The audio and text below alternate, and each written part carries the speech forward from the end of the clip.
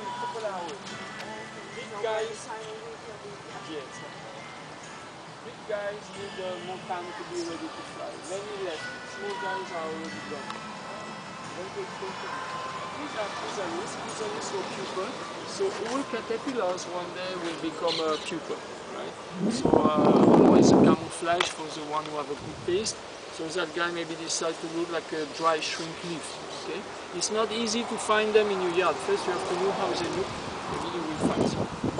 Okay? These pupas they just few days or 1 or 2 weeks before it will hatch the butterfly. Some can be really pretty. The prettiest one are the most dangerous one. Oh, right? Bling bling. Same with human being. A beautiful woman dangerous. Really dangerous. No, I'm just kidding.